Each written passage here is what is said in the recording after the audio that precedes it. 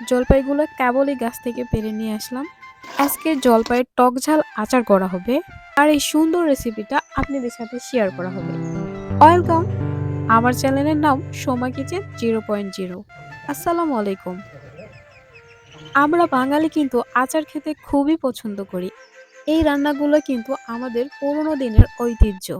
আমরা সেগুলা এখনো ধরে রেখেছি। এই জলপাইগুলো আমি কেবলই গাছ থেকে পেড়ে নিয়ে আসলাম। এখন কিন্তু শীতকাল চলছে আর শীতকালে কিন্তু গাছে জলপাই ধরে। বেশিরভাগ বাঙালি কিন্তু শীতকালেই জলপাইয়ের আচার তৈরি করে।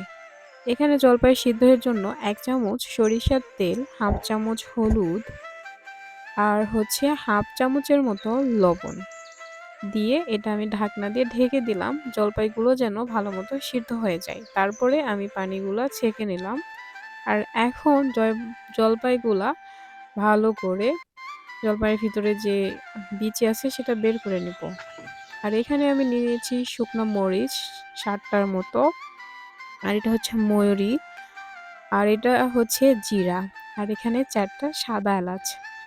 এগুলো আমি ভেজে নেব ভালো করে কড়াই দিয়ে একটা একটা করে। আমি আগে শুকনো মরিচ ভেজে নেব, তারপরে এখানে সবগুলান সাদা এলাচ, জিরা আর ময়ূরী এই 3টা একসাথে আমি ভেজে নেব।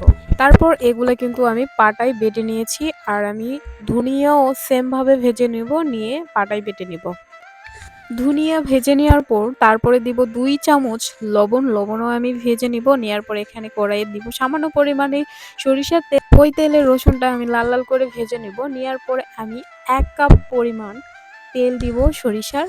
কারণ আচারে একটু বেশি তেল দিতে হয়, কারণ বেশি তেল না দিলে আচার বেশি দিন ভালো থাকবে না, নষ্ট হয়ে যাবে এরকম। আর আমার আচারে তেল দিয়ে ভাত খেতে ভালো লাগে, আর এজন্য আমি বেশি তেল এখানে দিয়েছি।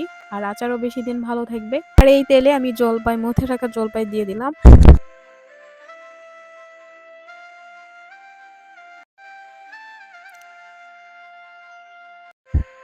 আমার জলপাইয়ের আচার খেতে ভালো লাগে, এই জন্যই জলপাইয়ের আচার করছি। আর আমাদের যেহেতু জলপাইয়ের গাছ আছে,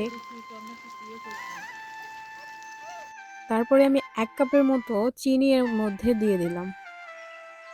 তারপরে ভালো করে এভাবে মিক্সড করে নিচ্ছি।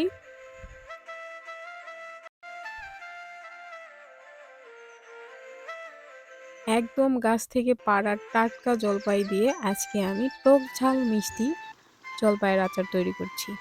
আর এখানে এই যে শুকনো মরিচ ভেজে নিয়েছিলাম যেগুলা, সেগুলো দিয়ে দিলাম।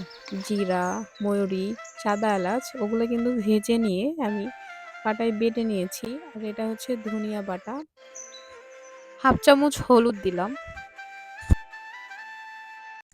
তারপর 2 চামচ লবণ দিলাম। এই যেগুলো লবণগুলো আমি ভেজে নিয়েছিলাম ওইটা পাটায় বেটে নেওয়ার পর ওরকম কালার হয়েছিল। এখানে আমি 1 চামচ দেখাইছি, কিন্তু 2 চামচ লবণ, পরে 1 চামচ আমি লবণ আবার দিয়েছিলাম।